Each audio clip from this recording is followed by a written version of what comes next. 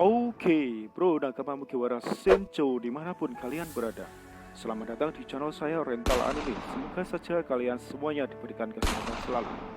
Trafalgar di Waterloo merupakan pemakan salah satu buah iblis legendaris yaitu Opi-Opi-no-Mi. Dan tentunya kemampuan dan juga awakeningnya sangatlah overpower. Selain itu juga dapat meniru kemampuan buah iblis yang lain yang telah dibuktikan di chapter ini. Mungkin dari nakama semuanya yang menonton video saya sebelumnya, ingatkah kalian di manga One Piece chapter 1038 sebelumnya tentang sebuah perkataan Waterloo kepada Eustace Kids? Lo mengatakan akan menggunakan sebuah serangan terakhir yang dimilikinya dalam sebuah jurus, sehingga akan mempunyai efek samping seluruh kekuatannya akan terkuras habis. Untung saja Kids tidak begitu saja percaya dengan perkataan Waterloo. Dibuktikannya saat dia ditanya Waterloo untuk serangan selanjutnya, dia malah diam saja. Andai saja Eustace Kids percaya dengan perkataan Law, maka saya pastikan Kids merupakan orang yang sangat bodoh. Maka dari itu silahkan saja tonton video saya hingga habis agar tidak muncul kesalahpahaman. Dan juga saya peringatkan dan disclaimer dulu bahwa konten ini mengandung sebuah spoiler dan juga teori liar pribadi dari Mimin Rental Anime. Bagi nakama yang tidak ingin terkena spoiler, silahkan saja langsung tutup video ini. Tanpa berlama-lama, langsung saja kita masuk ke dalam pembahasan.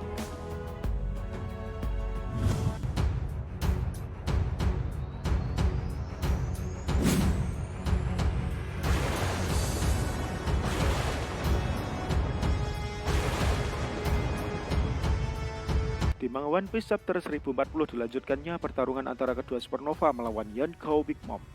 Dewa Scan diperlihatkan cover story kedua pasukan Germa Supersix yaitu Vince Mox Nichi dan juga Yonji telah ditahan oleh Big Mom dan dijadikan koleksinya di Whole Cake Island.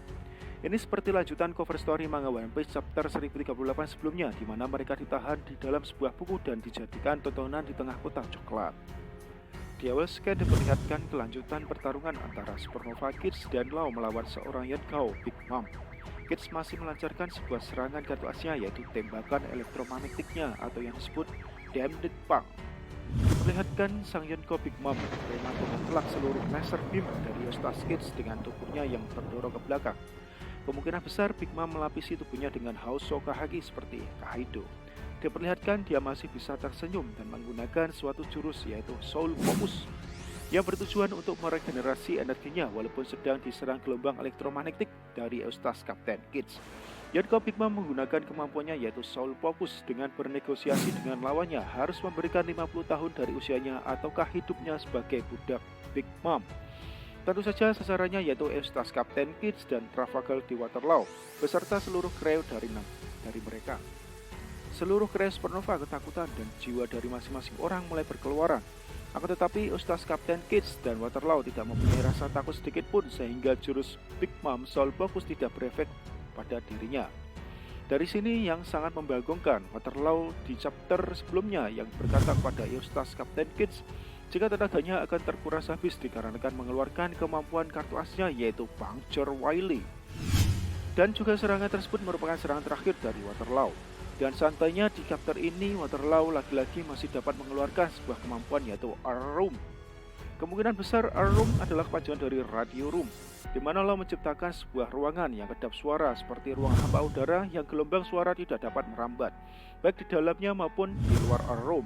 Kemampuan ini terinspirasi dari buah iblis Nagi-Nagi no-Mi-nya Corazon. Corazon merupakan seorang yang berjasa paling besar dalam hidup Waterloo. Dia merelakan hidupnya untuk mencuri buah iblis Opi-Opi-no-Mi demi menyembuhkan penyakit Waterloo. Dari sini Rental Anime muncul sebuah teori liar bahwa kemungkinan besar Waterloo dapat menjiplak kemampuan buah iblis yang lain yang dimana kemampuan buah iblisnya tersebut mempunyai radius ataupun dapat membuat suatu ruangan privat. Misalkan saja Law kemungkinan besar dapat menjiplak kemampuan Gasu-Gasu no-Mi-nya dari Jasper Cloud, yaitu menciptakan sebuah ruangan hampa udara di mana tidak ada oksigen di dalam ruangan tersebut. Pantas saja Doflamingo sebelumnya sangatlah menginginkan buah iblis Opi-Opi-no-Mi dari Waterloo. Dan katanya jika Mingo menggunakannya, dia dapat menggunakan harta karun di Marijoy. Dan juga dapat mengatur otoritas pemerintahan dunia. Bisa dibayangkan gak tuh gilanya buah iblis Opi-Opi-no-Mi dari Trafalgar di Waterloo. Maka dari itu Rental Anime juga beranggapan bahwa buah iblis legendaris yang dibicarakan oleh Gorosei sebelumnya di manga One Piece chapter 1037 salah satunya adalah Opi-Opi-no-Mi milik Waterloo. Oke, kembali pada scan manga Waterloo mengeluarkan jurus barunya yaitu R-Room dan langsung saja ditunjukkan pada Big Mom yang sedang menahan serangan Eustace Kids. Dengan seketika Law dapat menggagalkan jurus Big Mom soal fokus dikarenakan Big Mom tidak dapat mengeluarkan suaranya dan jiwa para kroco yang sudah keluar dari tubuhnya dengan otomatis kembali lagi ke dalam tubuh mereka masing-masing. Kemungkinan besar ini adalah kelemahan terbesar dari Big Mom. Walaupun Big Mom menguasai Hosoka Haki, akan tetapi dia tetap bergantung pada kemampuan Boy Beast-nya, Soru Nomi. Soru Nomi merupakan Boy Beast yang sangat overpower, akan tetapi Boy Beast pasti juga punya suatu kelemahan. Dan kelemahan terbesarnya adalah penggunanya tidak dapat berbicara. Dengan bisu ataupun tidak dapat berbicara, maka penggunanya tidak dapat memerintahkan homeless buatannya. Dengan kata lain, sekuat apapun homelessnya, jika tidak dapat memberikannya suatu perintah, maka hal tersebut akan sia-sia. Saat Big Mom terkena Room dan juga menahan tembakan dari Eustace Captain Cage, dengan respon Misery Homeless Special buatan Big Mom segera berusaha menolongnya. Tetapi hal tersebut sia-sia dikarenakan Waterlaw tanpa mengeluarkan Room dapat membelah Misery menjadi dua bagian. Cage melancarkan serangannya lebih besar lagi sehingga mengakibatkan lantai pecah dan jebol, membuat Big Mom terjatuh menuju ke gudang persenjataan.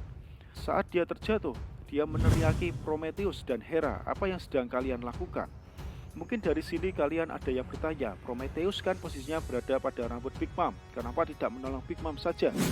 Tentu saja Prometheus pastinya tidak menolong Big Mom, dikarenakan jelaskan sebelumnya, Big Mom sudah dikunci Waterlaw di dalam Our Room, maka dengan otomatis tidak dapat mengeluarkan ataupun memberikan sebuah perintah kepada homelessnya.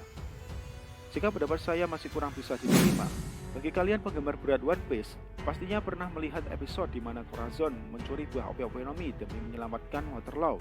Diperlihatkan di dalam roomnya saat mati lampu, pergerakan Corazon tidak dapat terdeteksi dikarenakan tidak menimbulkan suara apapun. Maka kali ini bisa dipastikan tidak ada satupun homeless yang dapat menolong Big Mom. Saat Big Mom terjatuh di gudang senjata, Yamato dengan terkejut melihat reruntuhan dan juga Big Mom terjatuh tanpa mengeluarkan suara apapun.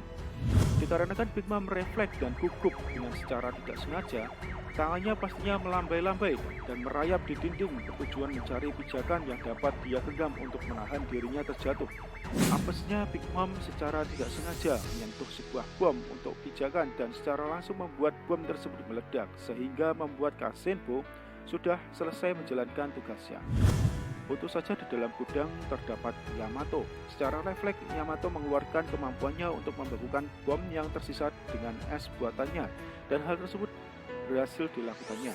Ledakan bom yang disentuh oleh Nenek Peot telah melemparkan Big Mom beserta sisa bom yang lain keluar dari Pulau Onigashima dan menuju lubang besar Pulau Wano Kuni, hasil karyanya dari Waterlaw sebelumnya.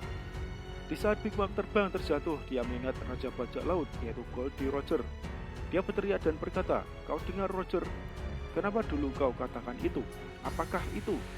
Dan di manakah letaknya? Apakah negeri ini punya jawabannya?" Tentu saja yang dimaksud oleh Big Mom tersebut merupakan harta karun One Piece. Dari perkataan Big Mom tersebut menyinggung negeri Wano, seakan terdapat sebuah rahasia besar yang berhubungan dengan One Piece di negeri Wano Kuni ini. Teori liar dari rental anime mengatakan bahwa kemungkinan besar di Wano Kuni terdapat salah satu ataupun antara senjata legenda yang sangat berperan penting terhadap One Piece. Untuk pembahasan senjata legenda akan rental anime bahas di lain video ya. Big Mom sambil terjatuh dia masih saja berteriak, "Kids, Law, perbuatan kalian tidak akan kuampuni. Kuharap kalian tak berpikir kalau ini akan cukup untuk membunuhku."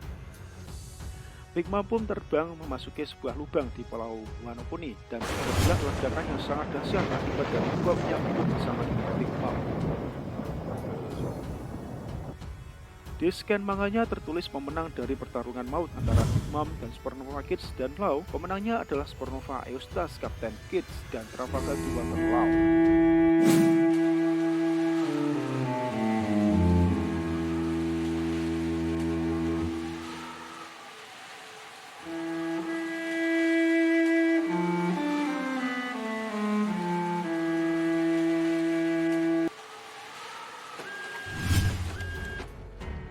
Tetapi menurut teori liar rental anime berbadi, hal tersebut belumlah cukup untuk mengalahkan Big Mom dikarenakan Boy Beast Soru Nominya.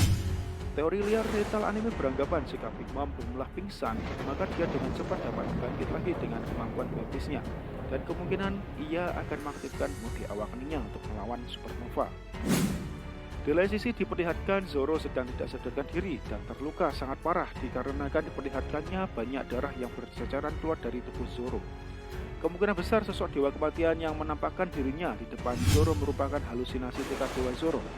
Kemungkinan pertama itu adalah penampakan dari jiwa yang tertanam kepada Enma dan kemungkinan yang kedua adalah suatu gambaran penyiksaan Zoro akibat kematian rahasia dan Supermi, dikarenakan katanya mempunyai efek samping yang membuat Zoro menerima luka yang dideritanya 2 kali lipat dari luka aslinya. Diperlihatkannya juga duel maut Raizo versus Fukurokujo yang terlihat Fukurokujo sudah tidak tahan lagi menahan api yang membakar tubuhnya. Dan tentunya duel maut ini dimenangkan oleh Raizo. Di akhir scan diperlihatkan pertemuan Momonosuke dengan Yamato. Momonosuke dalam wujud Zuannya berbicara kepada Yamato bahwa Yunisa telah datang di Wano Kuning. Dapat disimpulkan Momonosuke mendengar suara yang memanggilnya pada chapter sebelumnya tersebut merupakan Yunisa. Yamato bertanya kepada Momonosuke, apakah Yunisa gajah raksasa yang dituliskan Oden di buku hariannya?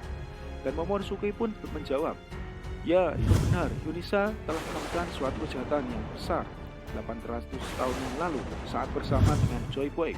Dari perkataan Momonosuke timbullah sebuah teori liar pendapat pribadi dari rental anime. Mungkin saja Yunisa merupakan teman Joy Boy sejak 800 tahun yang lalu. Dan Joy Boy membuat sebuah kru bajak laut dan salah satu anggotanya adalah Yunisa.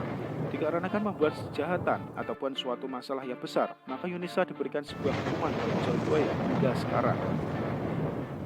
Dan dari mana Momonosuke tahu tentang informasi tersebut? Kemungkinan besar telah diberitahu Yunisa saat Momonosuke memindahkan Pulau Onigashima. Dan Yunisa kemungkinan akan menolong Momonosuke memindahkan pulau tersebut dan menyuruh Momo untuk meletakkannya di punggung Yunisa. Baik, sekian dulu pembahasan manga One Piece chapter 1040 kali ini. Sebenarnya masih banyak teori-teori liar yang belum Mimin keluarkan pada video pembahasan kali ini. Dikarenakan durasinya sudah terlalu panjang, maka saya sudahi dulu video ini. Jika nakama semuanya ingin berlangganan dengan channel saya, silahkan tekan tombol subscribe. Dan juga jika suka dengan video ini, silahkan tekan tombol like 1 kali saja. Jika ada pertanyaan ataupun pembahasan ataupun sebuah teori liar, silahkan saja tuliskan di kolom komentar. Oke nakama, sekian dulu dari saya, Rental Anime. Saya ucapkan terima kasih telah menonton dan see you next time. Bye.